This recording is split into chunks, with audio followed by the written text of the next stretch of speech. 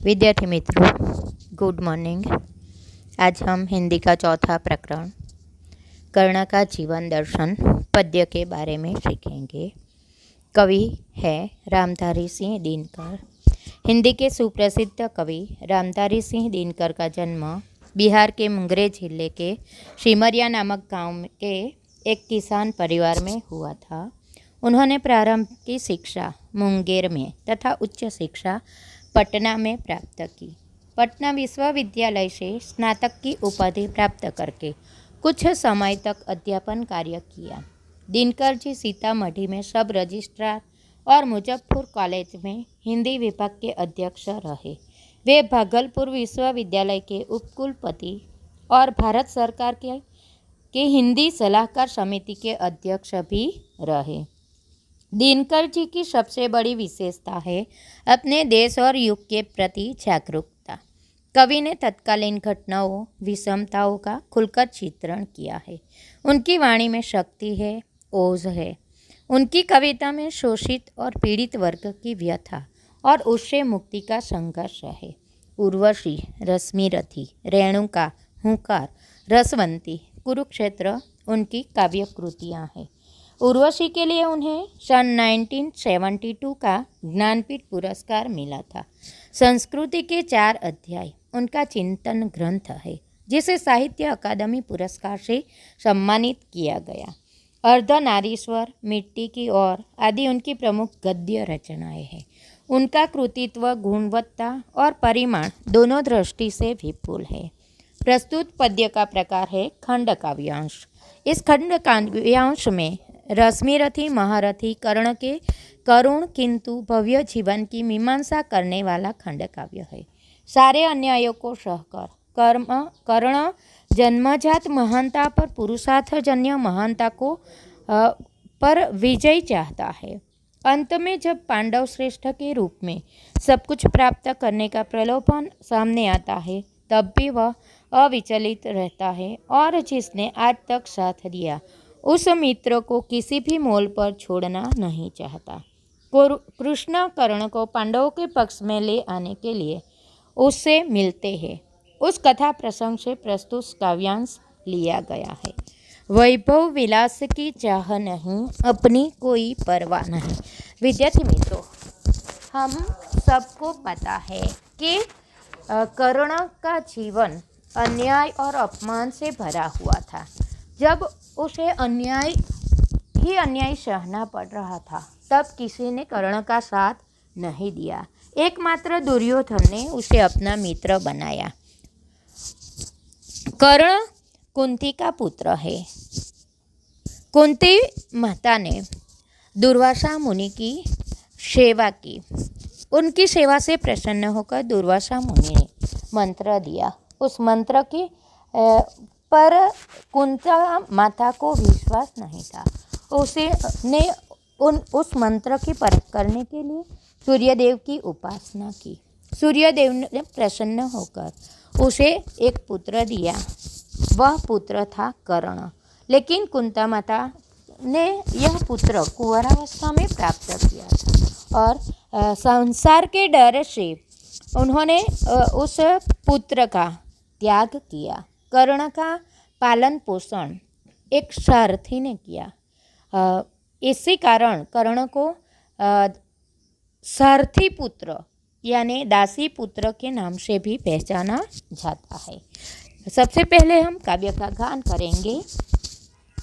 वैभव विलास की चाह नहीं, अपनी कोई परवाह नहीं, बस यही चाहता हूँ केवल दान की देव सरिता निर्मल, करतल से झरती रहे सदा, निर्धन को भरती रहे सदा। तुच्छ है राज्य क्या है केशव, पाता क्या नर कर प्राप्त विभव, चिंता प्रभुत अति अल्पहास, कुछ चाकचिक्य कुछ क्षण विलास, पर वह भी यही गंवाना है, कुछ साथ नहीं ले जाना है। मुझसे मनुष्य जो होते हैं कंचन का भार न ढोते हैं, पाते हैं धन बिखराने को, लाते हैं रतन लुटाने को। जग से न कभी कुछ लेते हैं, दान ही हृदय का देते हैं। प्रासादों के कनकाभ शिखर, होते कबूतरों के ही घर। महलों में गरुड़ न होता है, कंचन पर कभी न सोता है। बसता वह कहीं पहाड़ों में, शैलों की फटी दरारों में। होकर समृद्धि सुख के आधीन, मानव होता नित तपः क्षीण। सत्ता किरीट मणिमय आसन, करते मनुष्य का तेज हरण। नर विभव है तु ललचाता है, पर वही मनुज को खाता है। चांदनी पुष्प छाया में पल, नर भले बने सुमधुर कोमल। पर अमृत क्लेश का पिए बिना, आतप अंधड़ में जिए बिना। वह पुरुष नहीं कहला सकता, विघ्नों को नहीं हिला सकता। उड़ते जो झंझावातों में, पीते जो वारी प्रपातों में।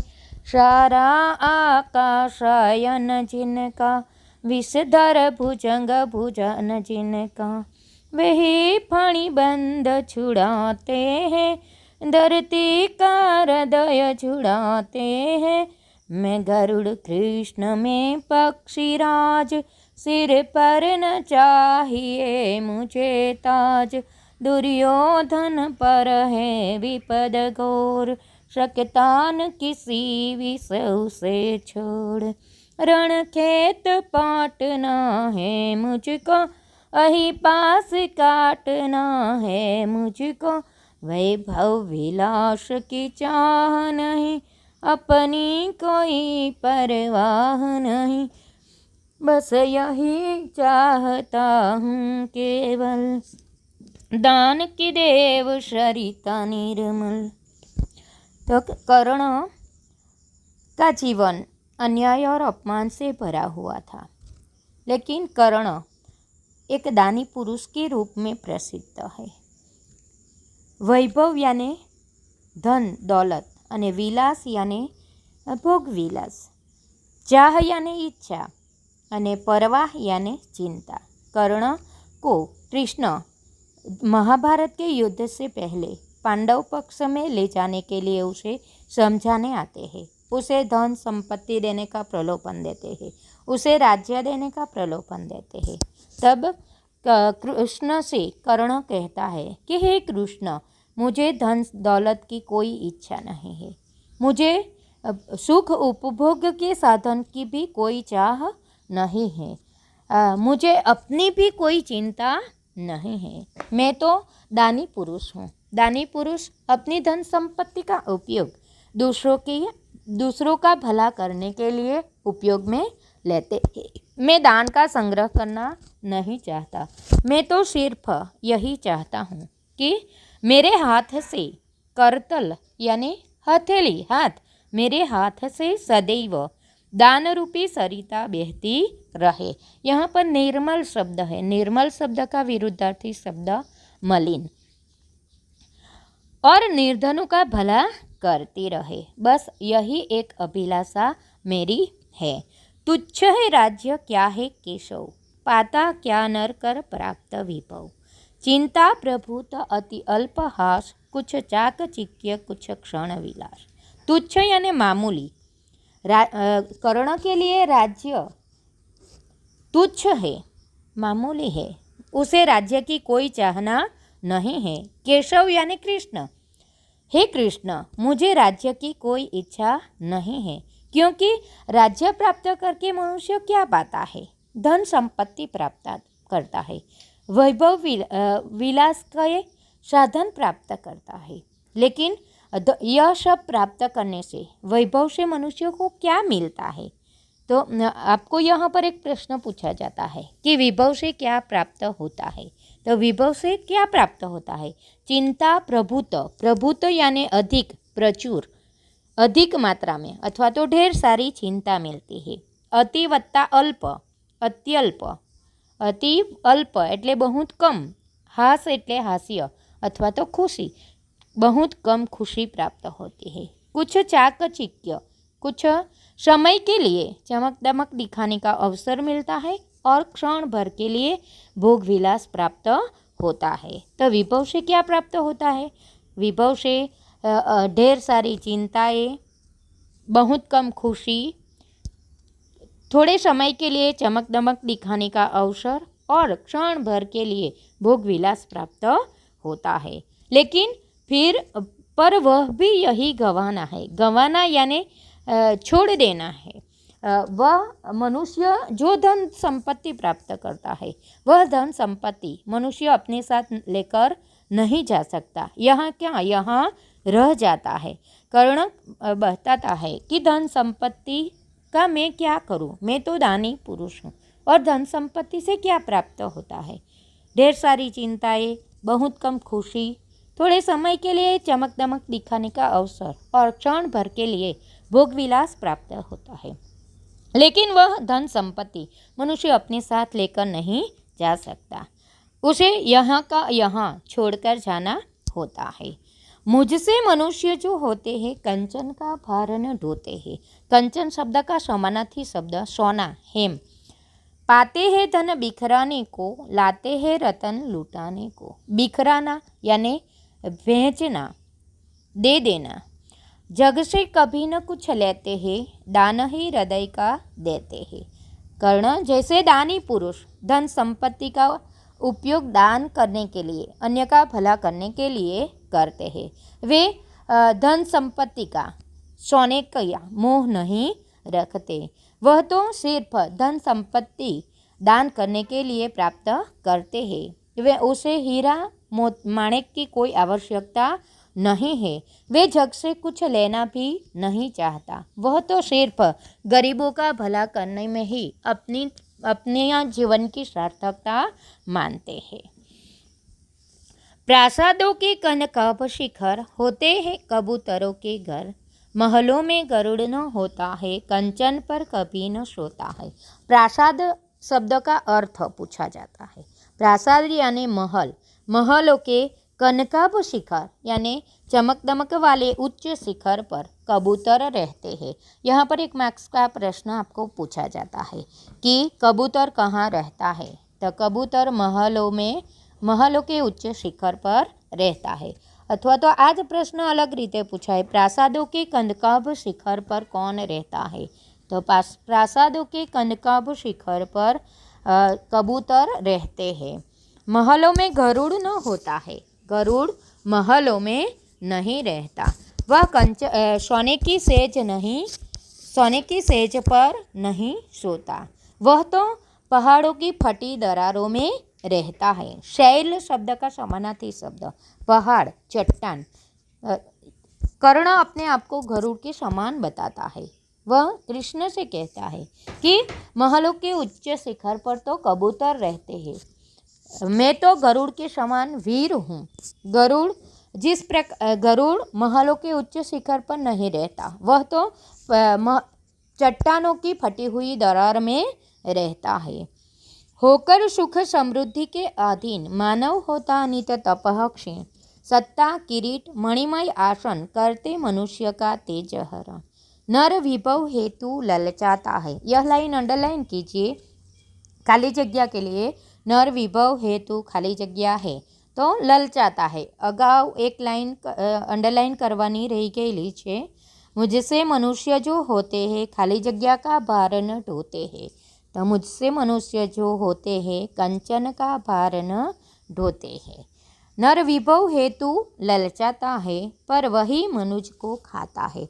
मनुष्य शब्द का समानार्थी शब्द मनुष्य, मानव। जो मनुष्य सुख समृद्धि के अधीन हो जाता है उसका तेज नष्ट होता जाता है। सत्ता यानी राजपाट, किरीट यानी मुकुट, मणिमय आसन यानी रत्न जड़ित सिंहासन मनुष्य के प्रभाव नष्ट कर देता है। वह मनुष्य धन संपत्ति प्राप्त करके अधिक मोह में पड़ता है। वह अधिक धन संपत्ति प्राप्त करने के लिए ललचाता है और लालच कहा जाता है कि लालच बुरी बला है। वह लालच ही मनुष्यों का विनाश करती है। चांदनी पुष्प छाया में पल, नर भले बने सुमधुर कोमल, पर अमृत क्लेश का पिए बिना आतप अंधड़ में जिए बिना। वह पुरुष नहीं कहला सकता, विघ्नों को नहीं हिला सकता। विघ्नों को हिलाना यानी विघ्नों को दूर करना, विघ्नों को पार करना। चांदनी पुष्प छाया में पल यानी धन संपत्ति प्राप्त करके चांदनी और फूलों की सेज पर सोने वाला मनुष्य भले ही उनका शरीर सुमधुर और कोमल बने, लेकिन जो मनुष्य अमृत क्लेश का पिए बिना, क्लेश यानी कष्ट सहे बिना, आतप अंधड़ में जिए बिना, धूप और छाँव का अनुभव किए बिना, वह वीर नहीं कहला सकता, पुरुष नहीं कहला सकता, यानी वीर नहीं कहा सकता। क्योंकि जो मनुष्य चांदनी फूलों की छाया में पलता है उसका शरीर सुकोमल बन जाता है, लेकिन वह अपने जीवन में आने वाले विघ्नों को पार नहीं कर सकता। जो मनुष्य कष्ट सहता है, धूप और छाँव में रहता है, आपत्ति का सामना करता है, वही मनुष्य वीर कहला सकता है। वही मनुष्य वीर है, वही अपने जीवन में आने वाले विघ्नों को पार कर सकता है, दूर कर सकता है। उड़ते जो झंझावातों में, पीते जो वारी प्रपातों में। झंझावात यानी तूफानी हवा, वारी यानी जल पानी, અને પ્રપાત यानी कि झरना। मनुष्य गरुड़ वीर है, वह तूफानी हवा का सामना करते हुए खुले आसमान में उड़ता है, झरने का पानी पीता है। सारा आकाश अयन झिनका, अयन यानी घर, उनका घर खुला आसमान है। विषधर भुजंग भोजन झिनका, विषधर शब्द के लिए शब्द समूह, विष को धारण करने वाला विषधर, અને भुजंग शब्द का समानार्थी सर्प अहि। विषैले सांप उनका भोजन है। विषैले सांप किसका भोजन है? गरुड़ का। गरुड़ अपने आप को गरुड़ के समान बताता है। जिस प्रकार गरुड़ तूफानी हवा का सामना करता है, झरने का पानी पीता है, खुला आसमान उनका घर है, विषैले सांप उसका भोजन है, तो गरुड़ के समान वीर पुरुष ही फणीबंध छुड़ाते हैं। यानी गरुड़ जिस प्रकार विषैले सांप का भोजन करके धरती को शीतलता प्रदान करता है, उसी प्रकार गरुड़ के समान वीर पुरुष ही विघ्नों को पार कर सकता है। कर्ण, यहाँ पर आपको एक प्रश्न पूछा जाता है, फणीबंध कौन छुड़ाते हैं? तो जो गरुड़ के समान वीर और साहसी होता है वही फणीबंध छुड़ाता है। मैं गरुड़ कृष्ण में पक्षीराज, पक्षीराज शब्द के लिए शब्द समूह, पक्षियों का राजा। सिर पर न चाहिए मुझे ताज, ताज यानी मुकुट, मुझे ताज की कोई इच्छा नहीं है। दुर्योधन पर है विपद घोर, सकता न किसी विष उसे छोड़। दुर्योधन पर घोर यानी भयंकर, विपत्ति यानी आपत्ति, मुश्किली आ पड़ी है, मैं उसे किसी भी मोल पर छोड़ना नहीं चाहता। रणखेत पाटना है मुझको, रणखेत यानी युद्ध भूमि में मुझे उतरना है, कहीं पास काटना है मुझको। कर्ण युद्ध रूपी आपत्ति में फंसा हुआ है, युद्ध रूपी अही पास में बंध गया है, मुझे रण युद्ध भूमि में उतरना है और कर्ण को अही पास से मुक्त कराना है। तो इस प्रकार कर्ण कृष्ण को साफ साफ पांडव पक्ष में जाने से साफ साफ मना कर देता है और जिस मित्र दुर्योधन ने उसे सहायता की थी, उसे अपना मित्र बनाया था, उसे दुर्योधन का साथ देकर कर्ण अपना मित्र धर्म निभाता है। तो विद्यार्थी मित्रों, यहाँ पर हमारा यह पद्य पूर्ण होता है। अब हम स्वाध्याय के प्रश्न देखेंगे। प्रश्न एक नहीं करना है, दूसरा प्रश्न जो है संक्षेप में उत्तर दीजिए। उस प्रश्न का पहला प्रश्न, विभव से क्या प्राप्त होता है? तो विभव से ढेर सारी चिंताएं, बहुत कम खुशी, थोड़े समय के लिए चमक दमक दिखाने का अवसर तथा कुछ क्षण के लिए भोग विलास प्राप्त होता है। दूसरा प्रश्न है, धन संपत्ति किस लिए है? तो धन संपत्ति परोपकार के लिए है। चौथा प्रश्न, फणिबंध कौन छुड़ाते हैं? तो गरुड़ के समान जो वीर होता है वही फणिबंध छुड़ाता है। तो पहला, दूसरा और चौथा प्रश्न आपको लिखना होगा। उसके बाद हमें चौथा प्रश्न टिप्पणी लिखिए। यह दोनों प्रश्न आपको लिखना होगा।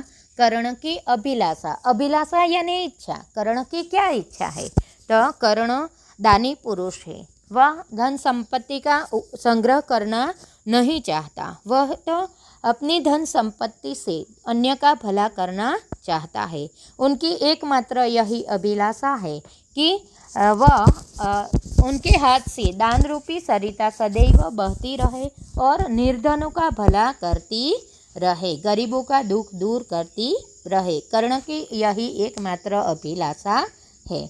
दूसरा प्रश्न है, कर्ण का मित्र धर्म।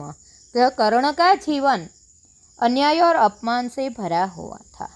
जब किसी ने कर्ण को साथ नहीं दिया, तब दुर्योधन ने कर्ण को साथ दिया और अपना मित्र बनाया।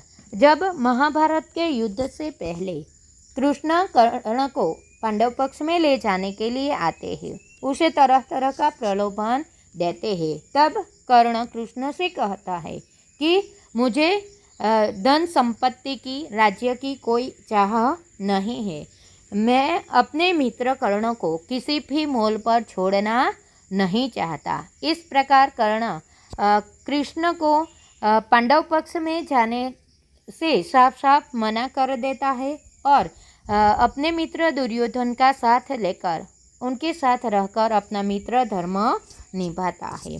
तो विद्यार्थी मित्रों, यह दोनों प्रश्न आपको नोटबुक में लिखना है और PDF जो मैं भेजूंगी वह भी आपको नोटबुक में लिखनी होगी। तो यहाँ पर हमारा यह लेक्चर पूर्ण होता है। घर पर रहिए, सुरक्षित रहिए। जय हिंद, जय भारत।